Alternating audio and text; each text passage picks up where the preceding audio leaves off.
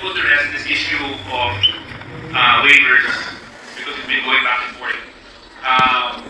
Would the former president be okay that if we draft the waiver now, that it decide today instead of tomorrow? Would you be fine with that, Mr. President? Anong kapalit, sir? Saan palit ko sa publiko? Wala naman. Ngayon na. Wala pong gano'n. Saan palit ko sa chairman? Session Session suspended.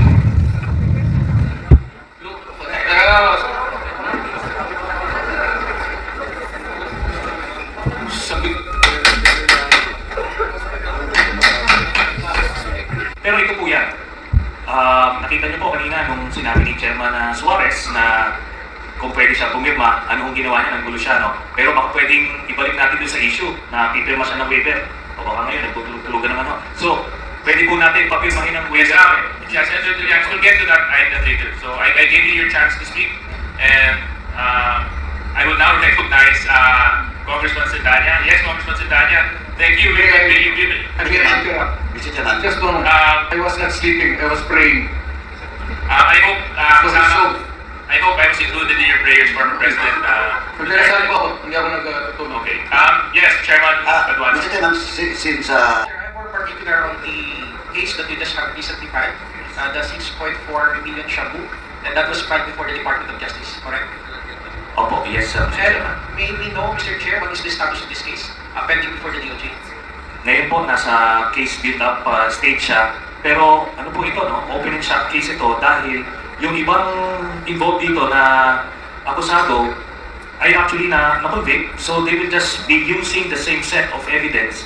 Pero this time, it will include ito na mga ibang mga personalities na hindi nasama dun sa unang kaso, Mr. Chairman. And aside from... Mr. Chair, may I interrupt? If this is an open and shut case, why is there a build-up until now? Nagmamatawa ako sa Diyos na i-file na. Dispense with the investigation, file the case in court. Darating po tayo dyan, Mr. Chairman. Pero ito po, no? Buti na yung anak niya na drug lord, tsaka yung ano niya, yung sagilo ay... What will be the exception to that statement, to Chair? please, It is not fair. It is my opinion. It's my opinion. Ikaw nga, pinapapatay mo yung mga suspected. session suspended.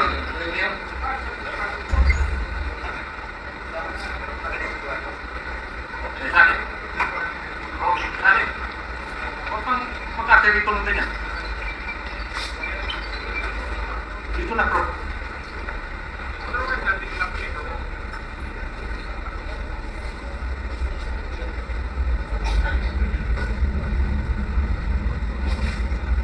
Please avoid calling names.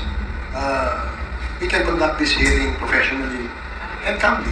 So avoid calling names para hindi po tayo magkaroon ng sakitan. Hearing is resumed. So is it now the understanding of the committee when the former president was asked by Chairman Acop that would the president be willing to sign any waiver? Would that be safe to assume, Mr. Chair, that would be conditional? Or because I presume when the former president right away answered the question of Congressman Acop, I presume that it was actually in affirmative and it was actually in all candidness, all honesty. I'm The sorry. problem is, what is the purpose of this investigation? Am I under the investigation? Bakit ako mag-produce maghingi kayo ng bank accounts ko? Yes, Mr. Chair, I was just merely requesting... What is my purpose here? No, Mr. Chair, with all due respect, I was just merely confirming. That's why when I asked the former president, confirming and to elaborate further on the question propounded by Chairman Acop, it got my curiosity and I got intrigued because, you know, when the question was straightforward and the answer was also given straightforward. I was just confirming now, Mr. Chair, with the former president. Yes, please. Ayaw ko kayo magduda. So, if not in public, I'll give you a copy. I will show you a copy on condition na it sticks with you. Thank you. With that, Mr. Chair, I guess it was clarified by the president. I would have wanted, for example, for the response of the former president to really be in accordance with how he responded in affirmative, but based on the clarification right now, Mr. Chair, it seems that yes, it seems that it was conditional, no, Mr. Chair? Just for a confirmation lang po and for clarification, Mr. President. Hindi, kasi ang Mr. problema Chairman. sa joint account kasi yan. So I had it back of my mind about my wife. Okay, I understand that, Mr. Chairman, Mr. I'm President. sure you have a wife and you have bank accounts. Yes, I have a lovely Kung wife, walang yes, Mr. solo President. dito na may bank account tayo, it's always, pagka may asawa ka, joint talaga yan. That is the Filipino way of doing it. Thank you, Mr. President, Thank you. for your straightforward answers. Thank you, Congressman Mr. Jong. Chairman. Yes, former Senator. Well, just for the record, joint account between Duterte and Vice President Sara Duterte. So sila not the wife. Yun po ang dun sa nakuha natin. And just like what I anticipated earlier, Mr. Chairman, na yung pagsasabi niya na he's willing to sign a waiver, it's the same thing. It's always a bluff. Ngayon, yung sasabihin niya, sasampalin daw ako, pipirma siya ng waiver. Sige po, pwede, papayag ako, sampalin niyo ako, pero pirma muna kayo sa waiver. Hindi Mr. pa rin. Chair, So, it's Mr. a Chair, point of order, just to maintain decorum in this proceeding, and just to be fair, may we request the former senator not to provoke any resource persons because that won't do any good to anyone. I apologize, Yes, Mr. thank you Chairman. very much. Naaral din po ba kung posible na meron ding ibang sources yung pumasok ng mga pera na yon maliban sa drug money? Kasi gusto natin ma-verify po talaga if ever nga, halimbawa, matrace po na may ibang mga sources, legitimate man or illegitimate o kung ano man, maliban sa drug money. Naaral din po ba yung ganong possibility? Noong una, yun po ang kinoconsider namin, no?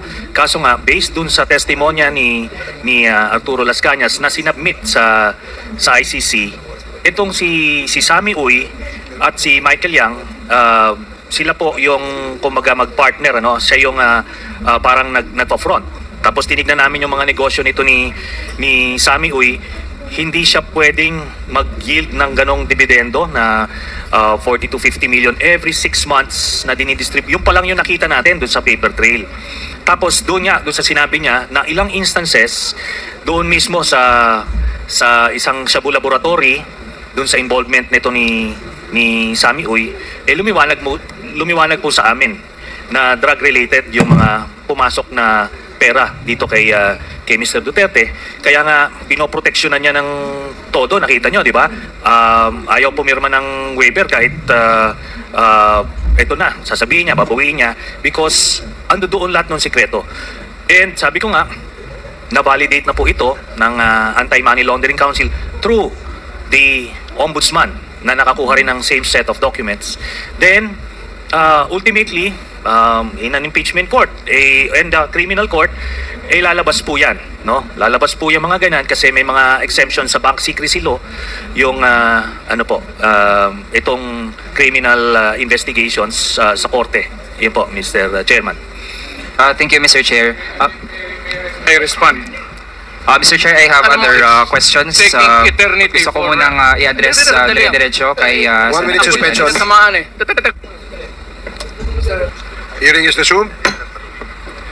Mr. Chair, if the committee would like to hear first from the former president, I would indulge in that.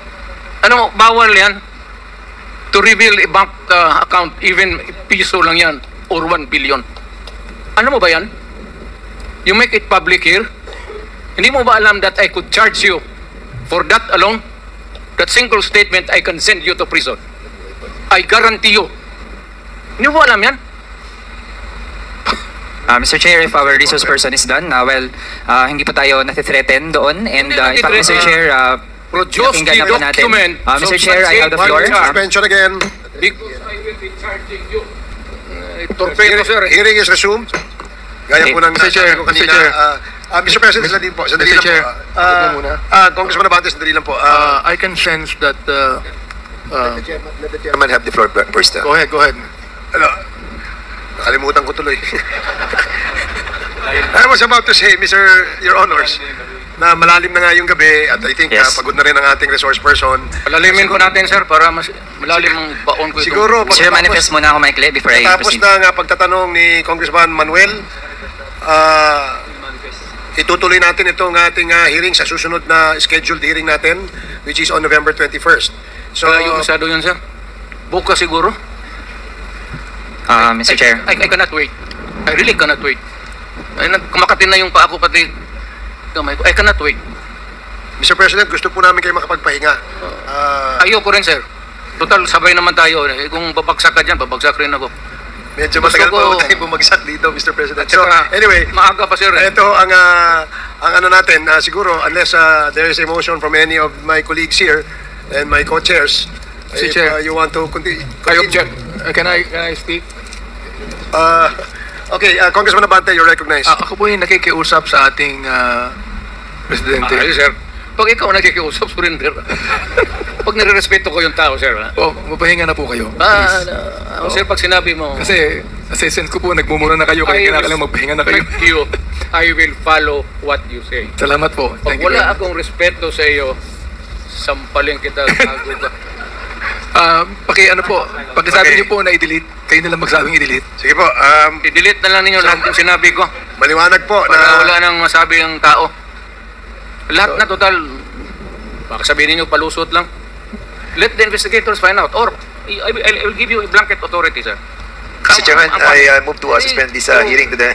Open my bank account. Mr. Chair, Yes, sir. let us wrap up first. Yeah, Mr. Chair, to wrap up lang, Mr. Chair. Pagkatapos po nito ay tayo po'y mag-suspend.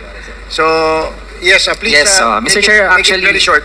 Yes, actually, Mr. Chair, marami pa akong mga tanong. Tapos sasabi nga rin naman po kanina, pwedeng hanggang 2 a.m., 5 a.m. tayo. Bakit ba yung kamay mo Actually, sa Mr. sayaw? Chair, ako, kaya din naman natin yan, lalo na nung mga budget hearing, araw-araw ganun yung mode natin. Kasi lang, Mr. Chair, based sa sitwasyon po ng ating resource person, kahit na actually ay bibigyan ko rin naman siya ng panahon para makapagsalita. Gusto ko lang na ma-establish muna yung mga punto natin through our questions sa ibang mga resource person kasi po hindi lang naman po ang dating Pangulo ang ating resource person pero parang siya nagsasayaw po yung kasi kamay mo. nagmamadali, Mr. Chair, at tingin po natin hindi na conducive to the point na tinithreaten po tayo, pananampal, pagmumura. Kaya tingin natin, Mr. Chair, kung ganito ang magiging conduct ng resource person natin, Tumahimik ka lang, mainam nga, kumain Mr. Chair, din muna talaga at hindi po natin tinatanggap yung bluff niya na kaya niya magstay hanggang umaga. So I'm actually willing, Mr. Chair, if the committee would want, I can pause with my questions and I'll let the committee decide, Mr. Chair. We continue. Huwag ka namang madali. Nandito ko na lang. Meron na pong Mr. Chairman, na po, at meron na pong meron tayong pending motion. So, pending motion na ito pong hearing na ito, itong pandinig na ito ay temporarily ay isususpindi natin, no? At ipagpapatuloy natin to sa November 21st. Motion, sir. Congressman Dan Fernandez. yes, sir, I Mr. move to suspend this hearing. Okay, there is a motion to suspend this hearing and duly seconded and hearing no objection, the motion is approved. Maligayang pagdating sa Team Sam TV, ang inyong maasahang source para sa mga pinakasariwang balita at kaganapan. Kaya, i-click na ang subscribe button at huwag kalimutang pindutin ang bell para ma-notify kayo sa tuwing may bago kaming video. Team Sam TV, inilalapit kayo sa mga balitang kailangan ninyo, araw-araw.